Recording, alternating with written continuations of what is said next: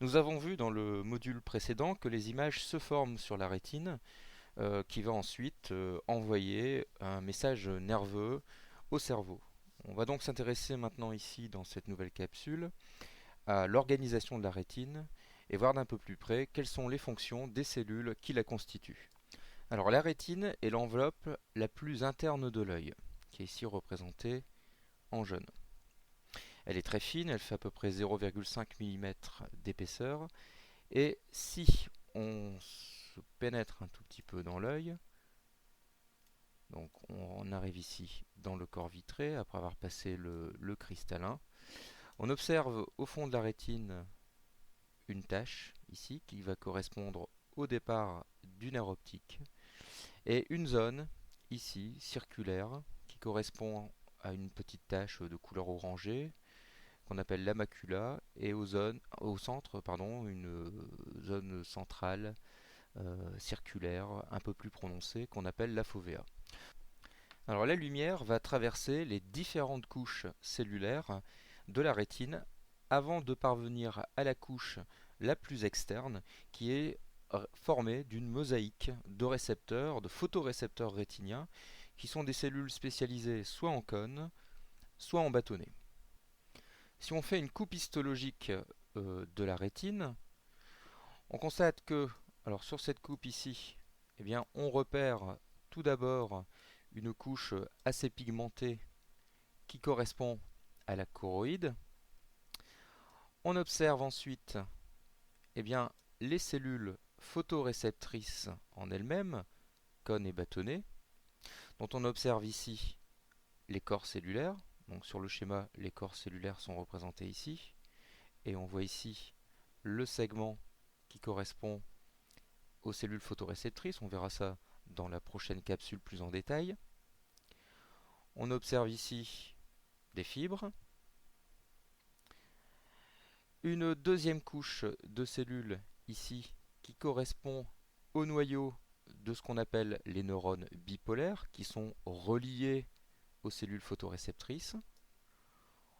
On observe également donc ici la présence de noyaux de cellules qui correspondent à ce qu'on appelle les neurones ganglionnaires, donc une troisième couche de cellules, qui eux-mêmes sont reliés aux neurones bipolaires.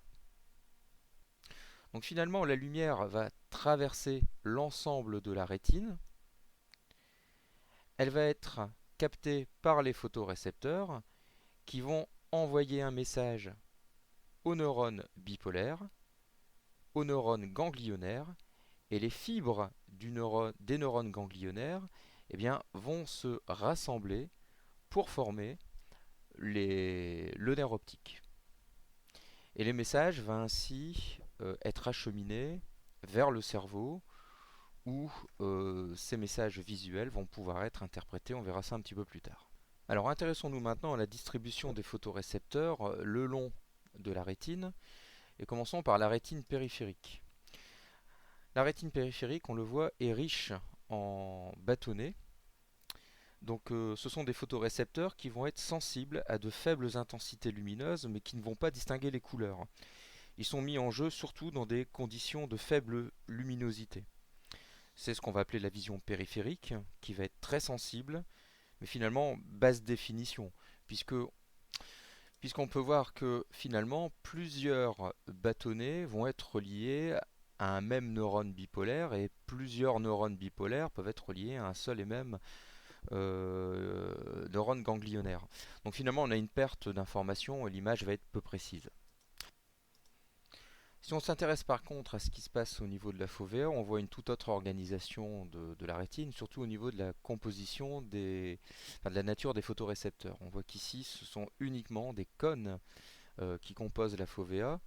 Et contrairement à la rétine périphérique où les photorécepteurs, les bâtonnets, il y avait une perte d'information puisqu'ils étaient reliés à un nombre relativement peu important de neurones bipolaires et ganglionnaires, ici chaque cône est relié à un neurone bipolaire, lui-même relié à un neurone ganglionnaire.